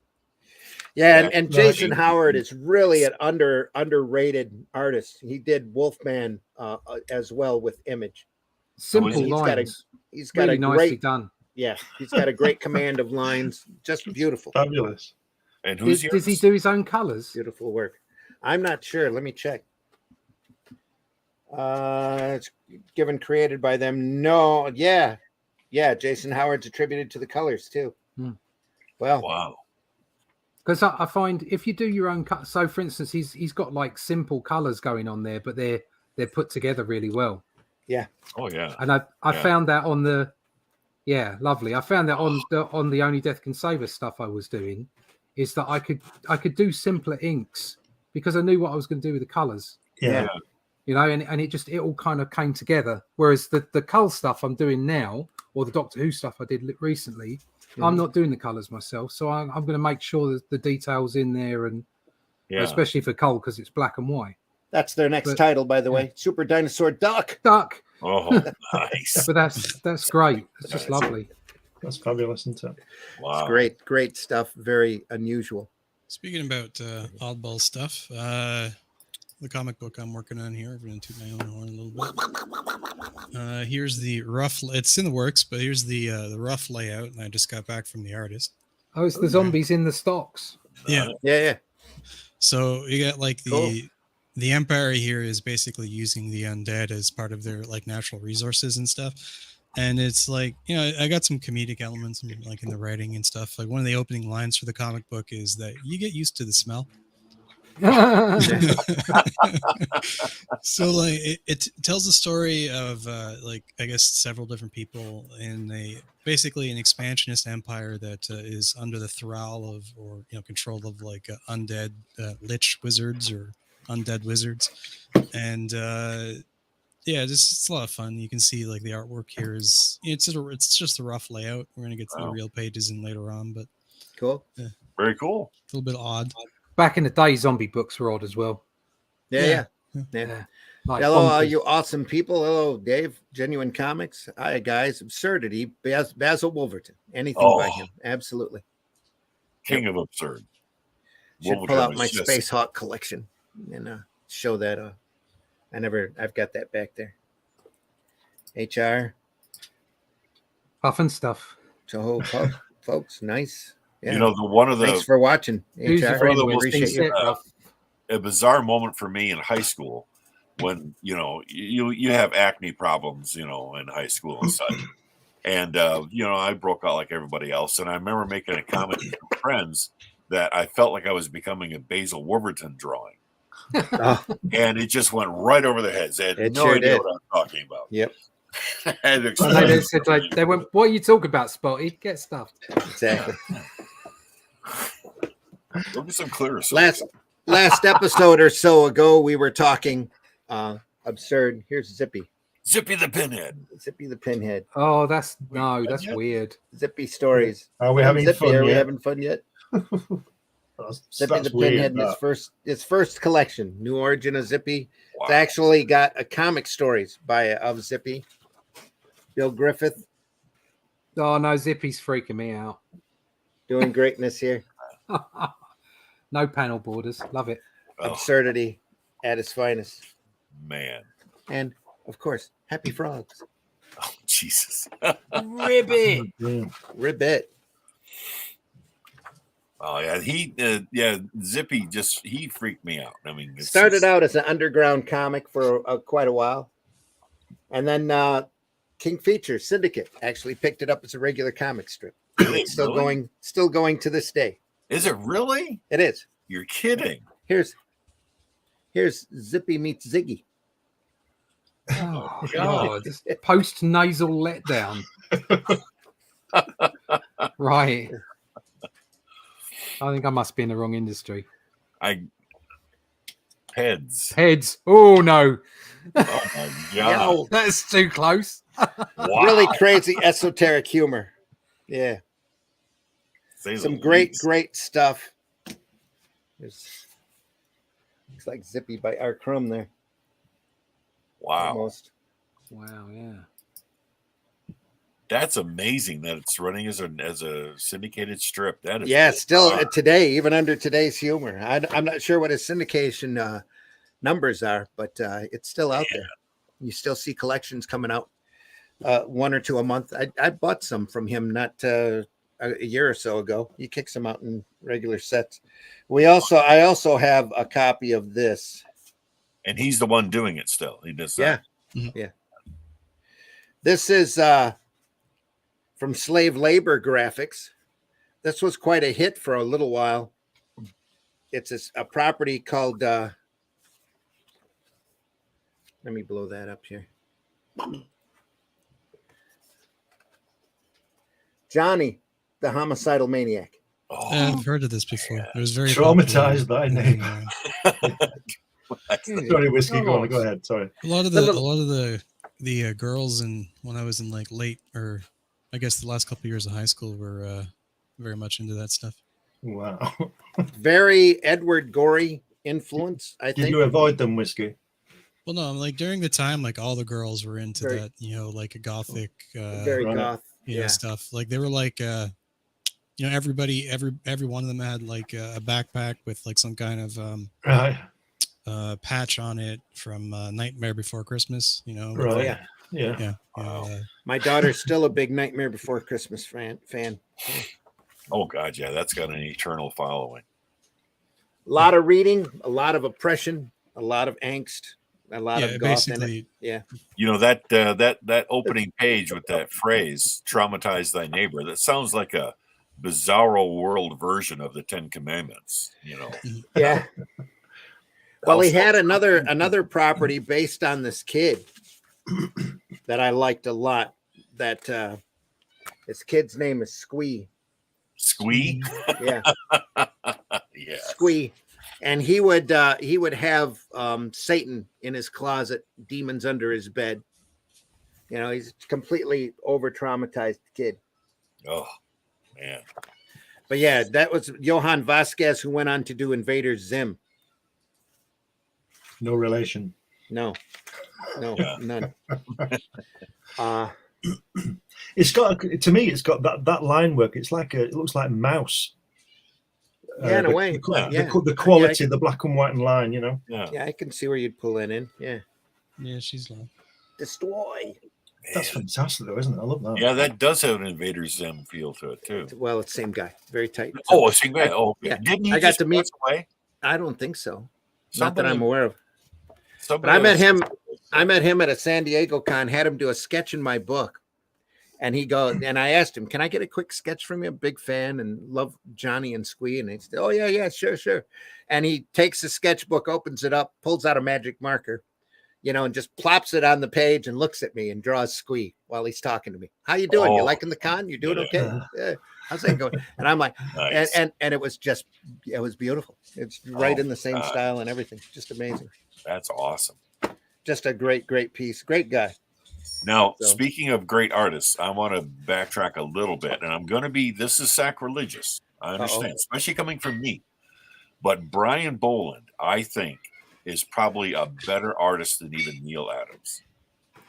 Now, I mean that in terms of a craftsmanship and drawing ability. Mm-hmm. Neil still has the top rating in terms of a innovative storyteller. But in terms of pure drawing quality, I'm sorry, I'd have to agree. I agree. I've never seen a bad Brian Boland drawing. I totally agree. The way I would see that, forget the storytelling and comics. Talk about the style. Yeah. To me, Brian Boland is an illustrator.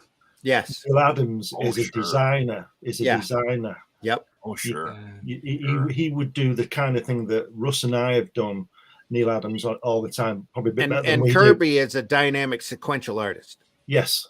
Just like Eisner. He's a sequential artist. I told you that when I was working on photo shoots, I used to do drawings for covers for the stuff we were doing the brochure for and all that. Mm-hmm. And I would come up with concepts, and they would, I'm not saying they look like anything like Neil Adams' work, but they would be very rough, and Russ has done this as well. But but also at the same in my career, I do illustration, and it's tighter, more like Boland. Not as good as that, but there's a difference. still. And to me, Neil Adams would be a designer and Bolland would be an illustrator. So that's what I see about it.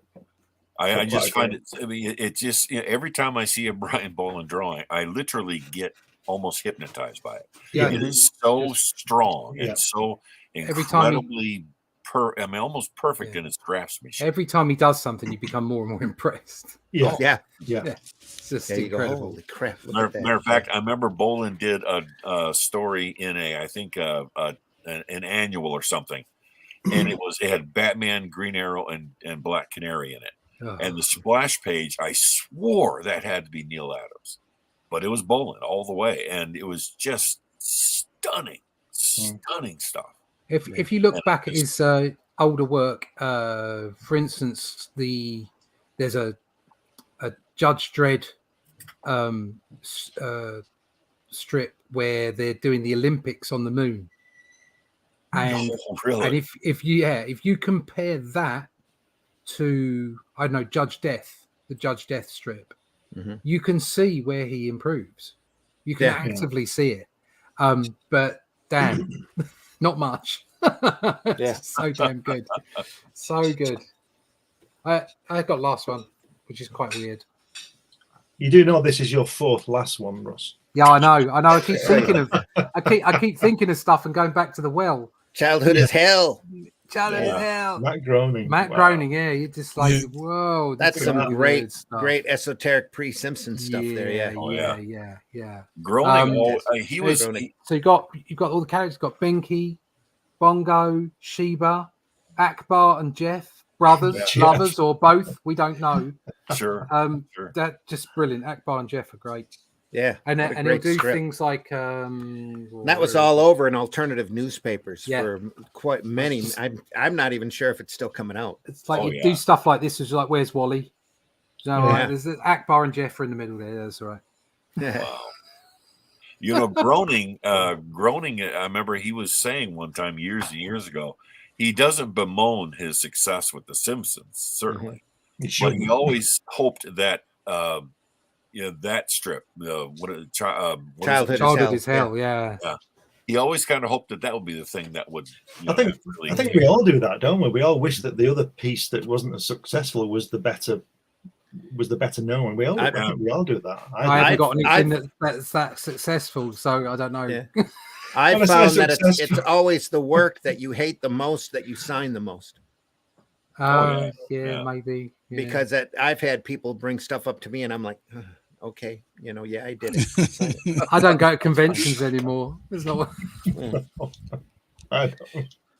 Speaking of conventions, that is why I have not been on with you guys for so many weeks now, because I'm knee deep in conventions. It's just good though.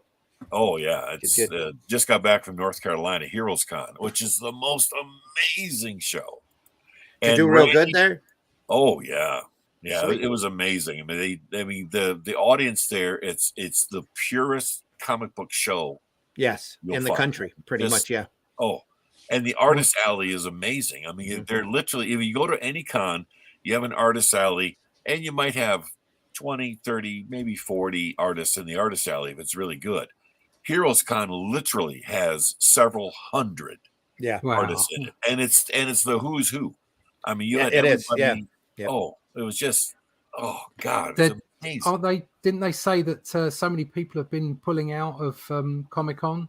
That happens every year now. Every year, this year it's like Sony are out, Marvel aren't going. It's become like a status symbol now not to do the show. And now lots of actors won't be going as well. Yeah. Yep. I'm hoping for the time when it will go back to being comics. Maybe we all can go and get a free table.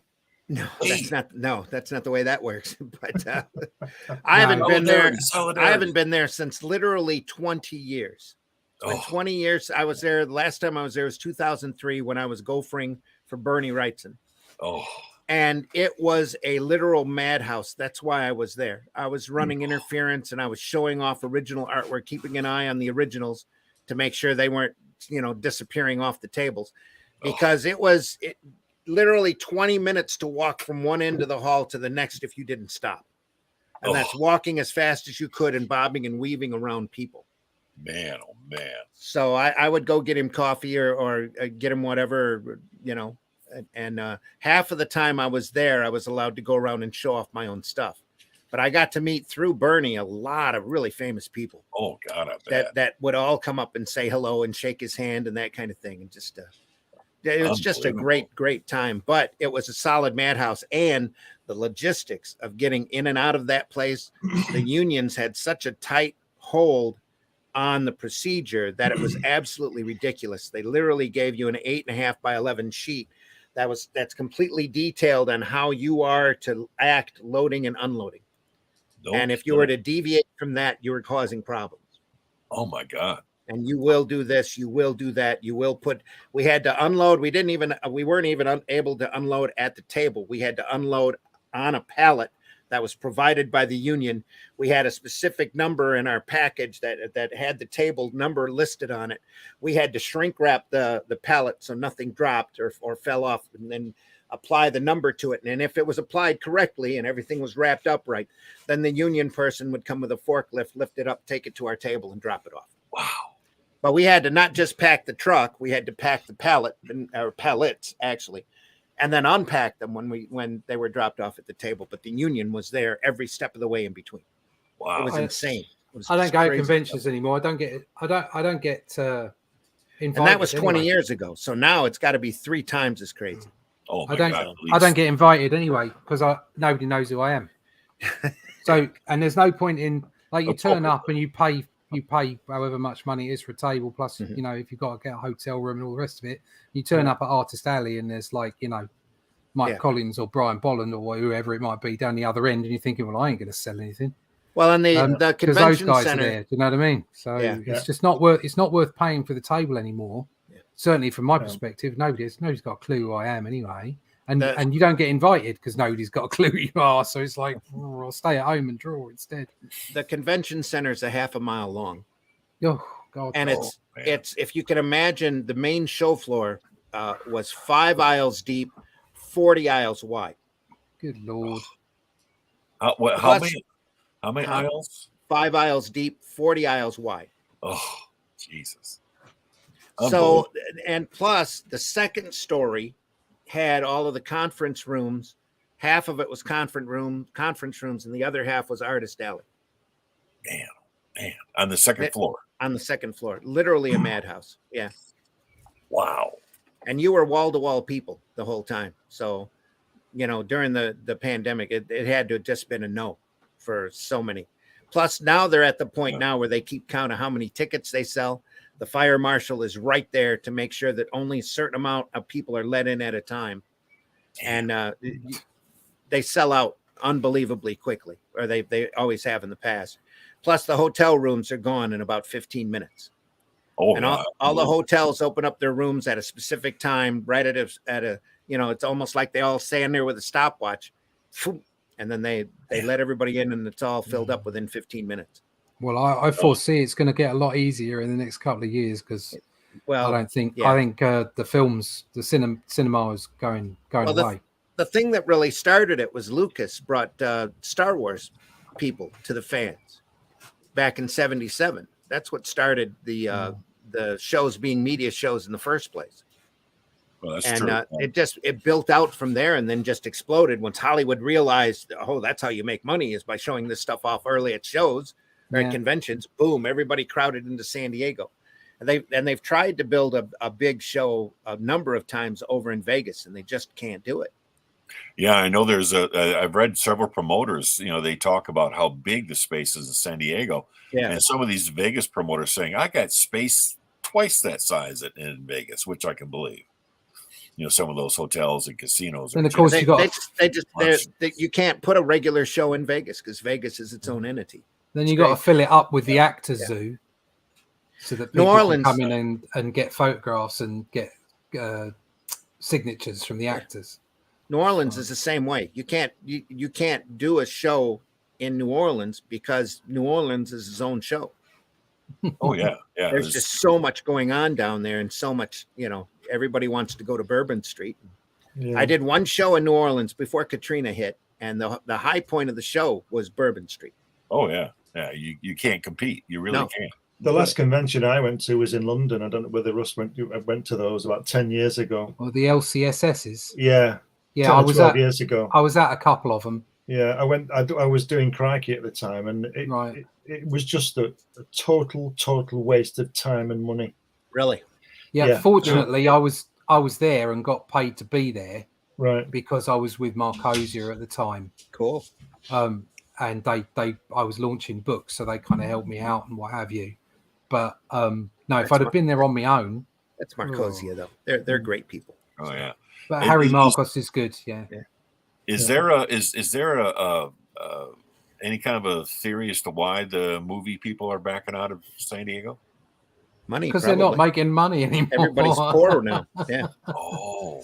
You've got these large movie houses that have lost hundreds of millions of dollars off of this so-called woke material. When you turn up, driving everybody crazy. When you turn up with the best superhero film in history, only get 55 million on a 3-day weekend. Something's going wrong. Yeah. You know, just the bottom line is just they're not making money. They're not making good films anymore. It's like, oh, people are tired of superheroes. No, people are tired of bad writing. The theaters have never really recovered from the pandemic, and they probably never will. Oh, well, you say that, but if they'd have had decent films, they would. It didn't stop Tom Cruise, did it?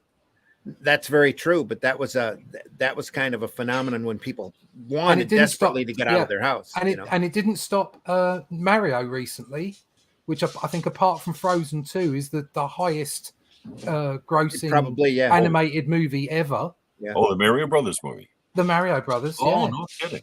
Yeah, it's absolutely huge. Universal are absolutely raking it in at the moment. Oh, apparently, they're doing it looks huge like right they now. may well overtake Disney on the parks as well. You know, they're gonna end up buying a bunch of stuff here in the near future. So. Well, Nintendo they're the Nintendo. Universal. Mario is the next Mickey Mouse. He's like that's it now.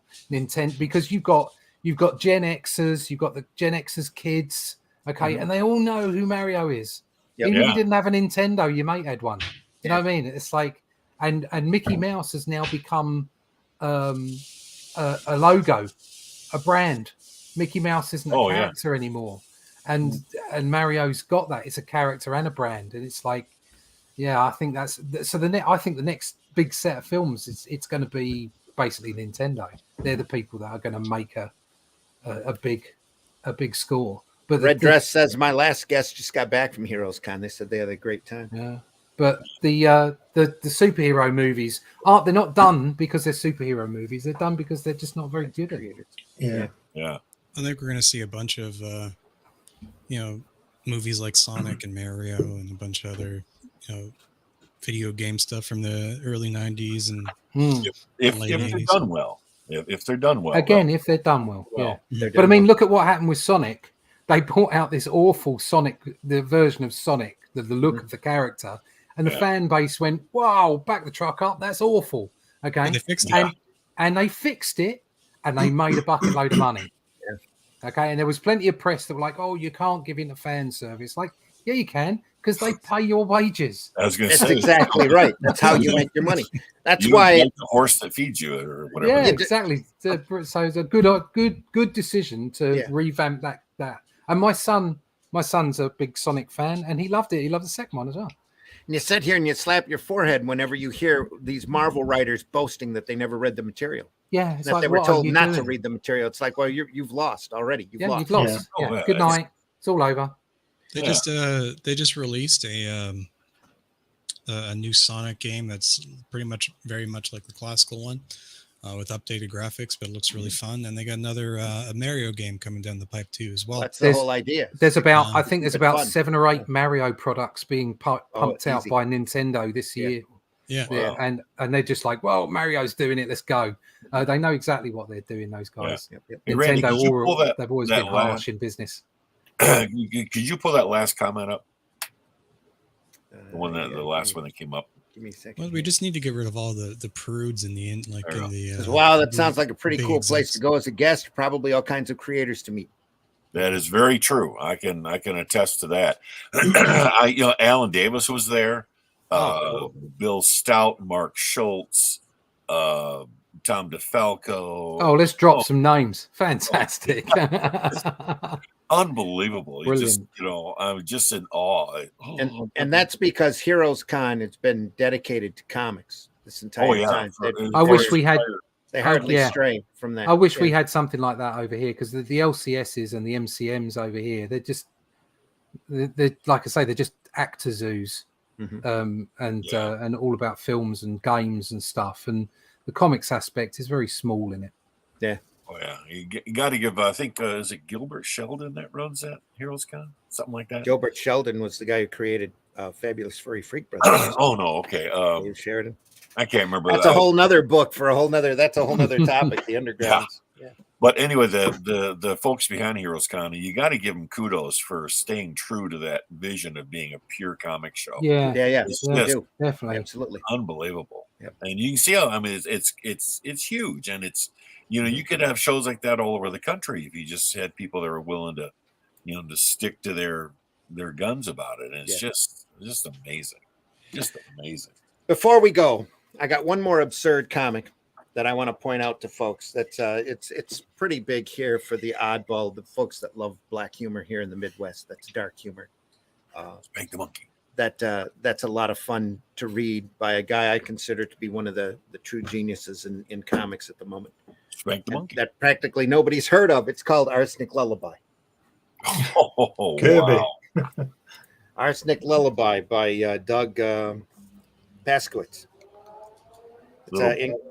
Doug Paskowitz, incredibly inventive. The artwork's a little rustic. He does his own lettering by hand. Oh, no kidding! Wow. The artwork's a little rustic, but the stories and the writing is unbelievable. The craziest stuff that you could ever imagine. He has stories about this guy here is Voodoo Joe. He's a guy who got cursed while he was in Africa. He got cursed by an African witch doctor and had an African mask transfused to his face. And he's in severe pain unless he can cause somebody else severe pain. Wow. They've got mattresses. Oh my God. Live mattresses. He's got live donuts running around. They're pissed at the Klan. That's why they're there. Oh geez. The Klan's all dressed up in their sheets. They're out to take their revenge. Oh my God. They're stealing all their sheets. He's got a tooth fairy that's moonlights as a Grim Reaper in order to make ends meet. Oh my God.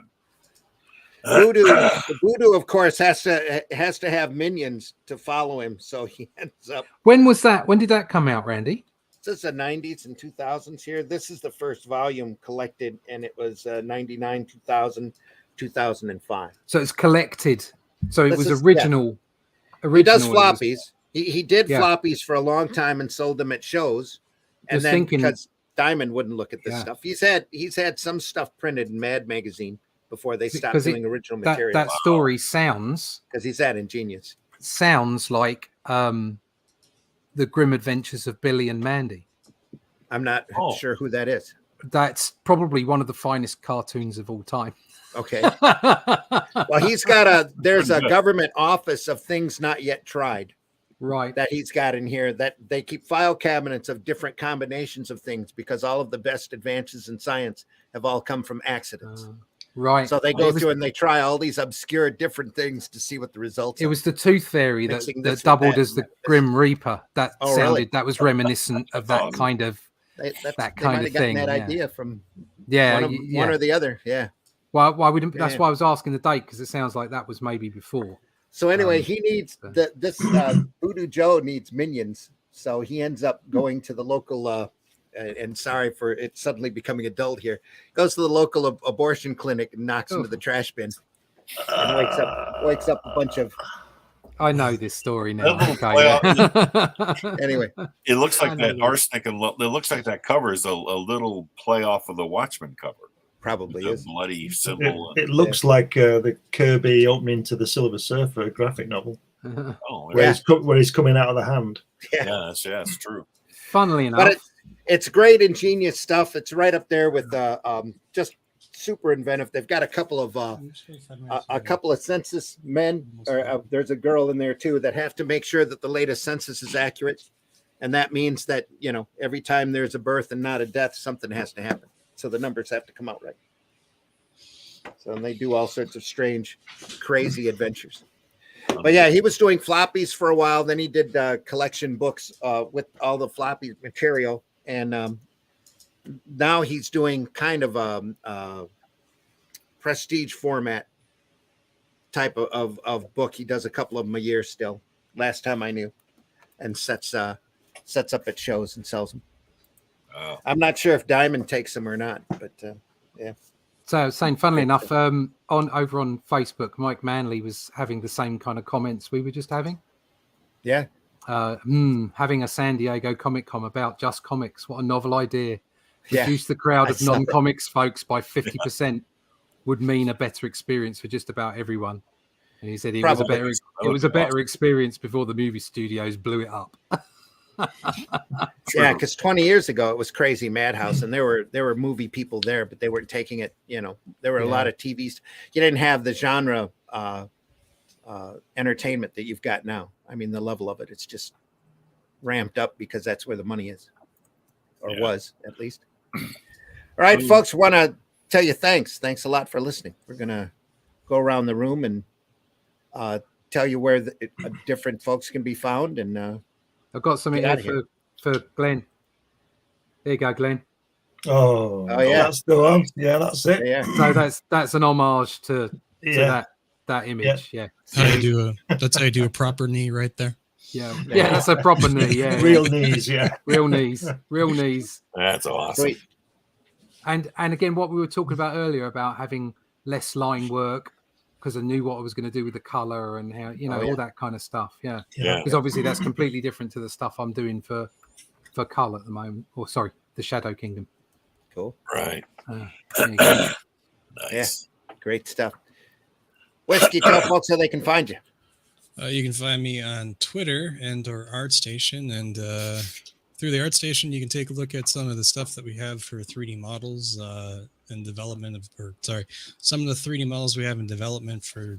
If I could speak properly today, we have a game in development, a tabletop war game, and we have some 3D models here that are posted that are part of the upcoming work. In addition to that, we're working on a comic book in that same universe. Let's see if I can find it. That's not it. This is it here. Okay. So that's the zombies and so on and so forth. And basically you can find me on Twitter at Bandit Ricochet, and if you need something made like a miniature or 3D model, I can hook you up, and just send me a message and we'll get you sorted out there. All right. That's one of the Very characters. cool. Scott, tell folks how they can find you. Nobody can find me. Nobody can find you. I'll find you. I'm here every single Sunday, regardless. I'm actually, whether you see him or not, folks, he's here. I'm here in spirit. I'm actually hanging out my Facebook page for the most part. But if you're to any conventions this year, like in Lansing, Michigan, or in Chicago or Toronto, actually, I'll be hanging about those places. But normally, I'm usually on Facebook, and hit me up there. You'll find some fun stuff, hopefully. Cool. Yeah, Lansing never got back to me. I offered. I told him I'd love to do the show, and I could run a couple panels and teach a little bit of cartooning. Yeah, we'll get right back to you. Nothing. Oh, so, I won't be in Lansing. I'll raise hell for you. My next show isn't until I'm doing a show in Hartford, Michigan, a library show. Oh wow! For a few hours. Nice. There, that's almost in your backyard. My next show is on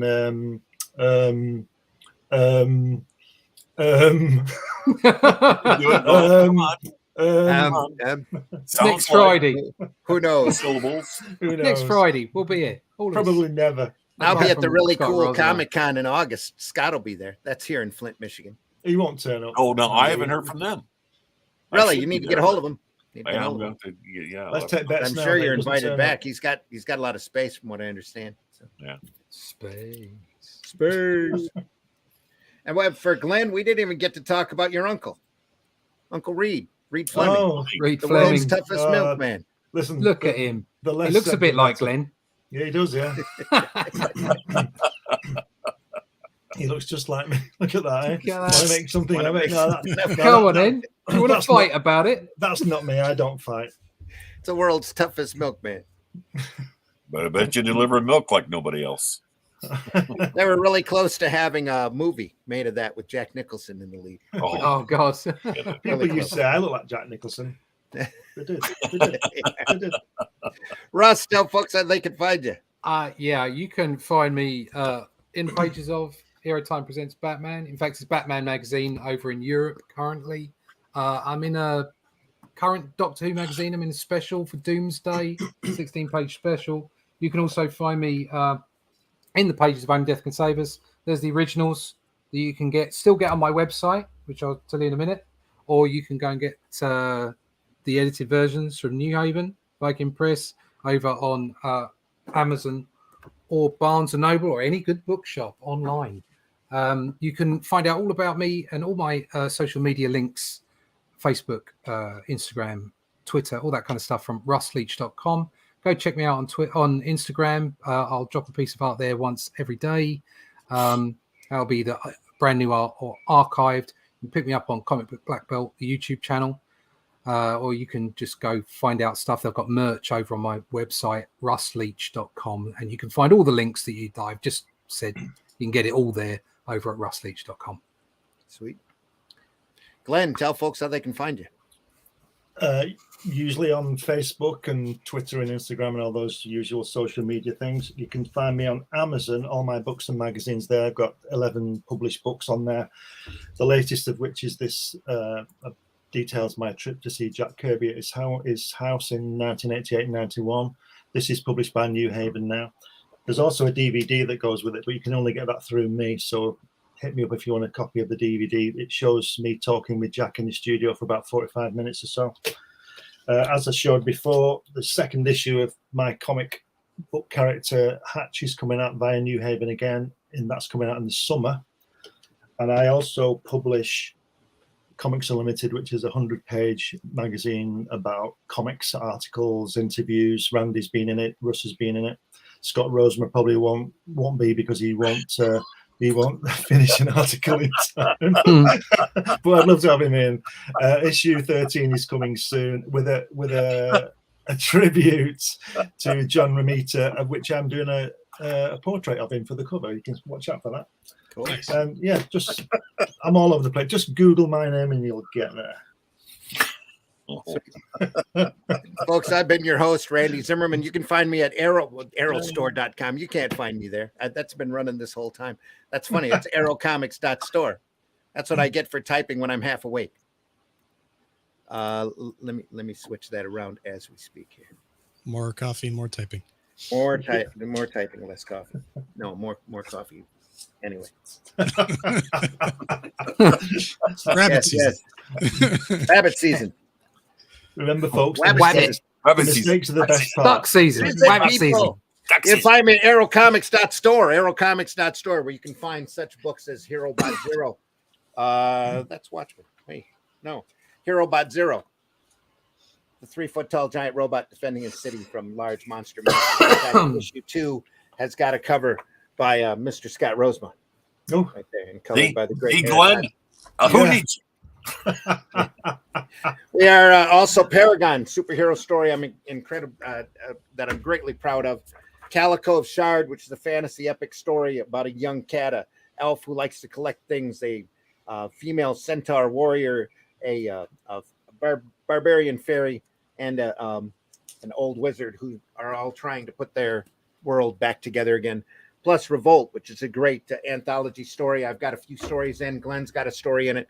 Russ will have a story in issue 2 that if it's not available now, it'll be available up there at arrowcomics.store shortly. Plus, I have right now, if you go over for a very, very, very limited time now over at fundmycomics.com, you can get in on The Fool, #1. As we bring that book out. What you talking about, Fool? Yeah, exactly. That's part of the second bundle of the Arrow comics available on a lot of the other campaigns. It's the adventures of a crazy guy who dresses up in a odd outfit, fights urban street crime, using practical joke weapons and a great sense of timing. That is just a beautiful coloring on that. Yes, yeah, that colors on that are by Patrick Gamma. Yeah, he did a great job. Great job. I just love those buildings. The artwork's by Chris Tyson. Yeah, just really great stuff. Lovely. It's a lot of fun. It's a great one-shot, action-packed adventure story with a bit of humor in it, and hopefully to keep you entertained. Plus, we'll be starting another project, or I've got another project already underway that's being colored by Patrick right now that's completely different from The Fool, that has to do with a young girl being born out of a test tube that can shoot chains with hooks out of the palms of her hand. So there's the cover for that one. A bit horrific, a lot of fun. That'll be an Arrow 3G book, and the title for that is Alice in Chains. I love it, Alice in Chains. So make sure you look out for that. We'll be running a campaign for that shortly. But awesome. You were saying something, Whiskey? I was saying it like the band. Oh, not spelt like the band though. No. Nope. But just the artwork on that is great. The pencils on this was done by Abdul Rashid, who's gone on to do a lot of stuff. Well, a bit of stuff for Marvel Digital. The ink work on this is all me, and the coloring work is Patrick. So, and the story and the character are mine.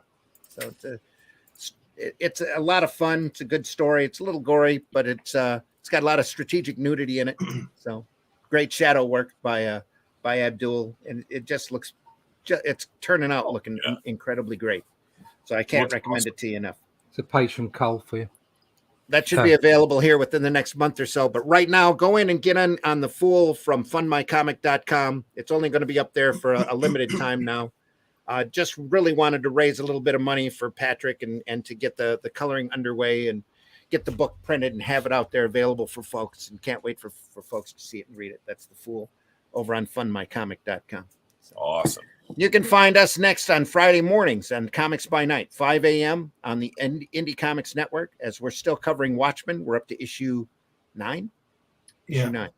Oh, getting close. Oh, is it issue 8? Issue 8. We're on issue 8. We just we're on issue 9 next week, aren't we? Issue 9. We've got 4 left. Glenn's confusing me now. Yeah, we've got 4 left. We're on issue 9. We're on issue. Oh, okay. I should have known. We're on issue 9 of The Watchmen. So there's going through that page there from our story, Randy. Just flash it up quick. What page there from our Robert E. Howard. And Russ is working on this when he can. Look at that. Nice. Let me blow that up here. Boom. Come on. Oh, Russ, that's all you, right? Yeah. Oh, nice. Oh, that is beautiful. Can't go wrong with that. Nope. Coming on.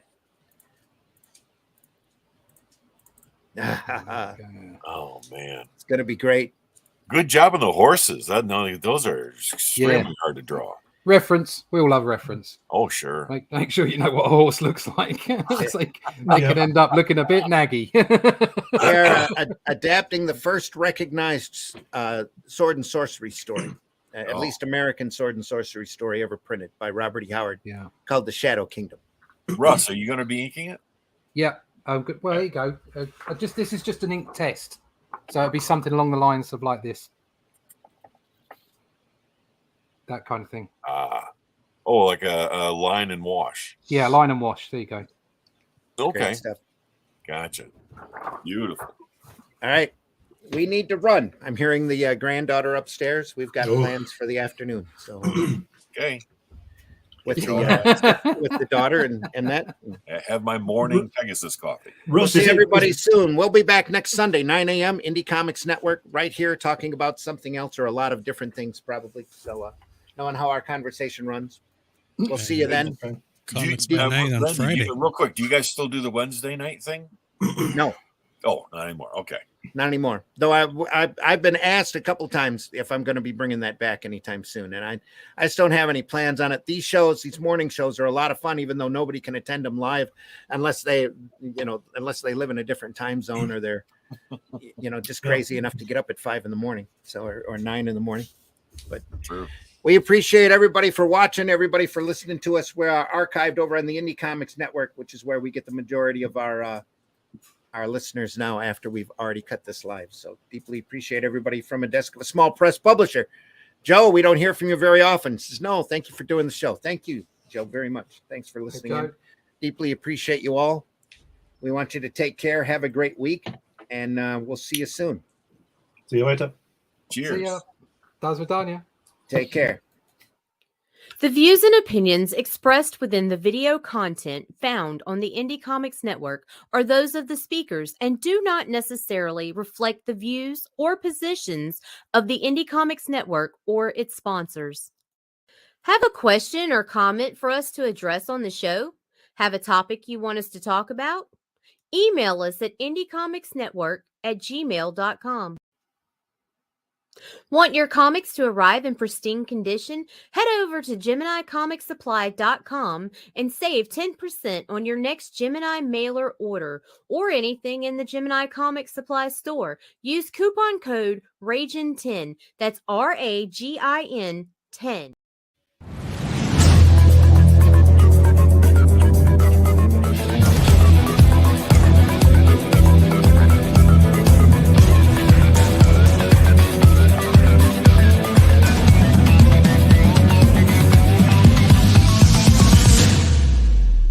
Arrow Comics is proud to present to you the fast-paced vigilante justice as only...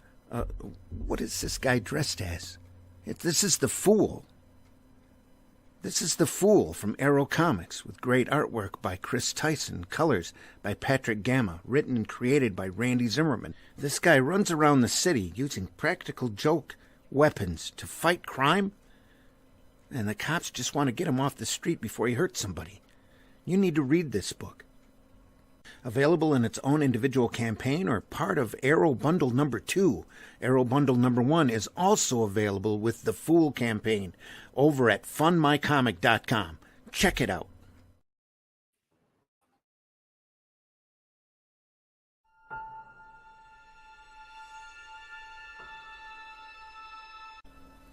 The name Jack Kirby is pretty much synonymous with comic book art. The man was and is a legend, not only because he was one of the principal architects of the Marvel Universe and the co-creator of Captain America, the Fantastic Four, Thor, Iron Man, the X-Men, the Hulk, and the Silver Surfer, amongst many others, or because he was the originator of the epic Fourth World saga, which gave DC Comics such an endearing villain as the diabolical Darkseid. But because, well, he was there pretty much at the beginning, back in the earliest days of the American comics industry. The importance of his contributions to the development of the fledgling industry cannot be overstated. He may not have created it single-handedly, but he was certainly one of the reasons it took off the way it did, and a multitude of books have been written about the man and his life. But this one is different. This is the story of Jack Kirby, the man and his life, but it's also the story of its author, Glenn B. Fleming, an artist whose own life and work has been shaped by Kirby, and of how he met him and what happened when he did. It is an intensely personal account of one man's quest to come to know his hero, and along the way, through a fascinating mix of anecdotes, personal photographs, and correspondence, it sheds new light on the man justifiably known as the King of Comics. And now, all this can be shared with the world in this book, propagated by New Haven Publishing and available in all leading bookstores throughout the world. Come along for the ride. You'll be glad you did. It's an epic journey. And there you go. Again, everybody, thanks for tuning in. What a great ad that was.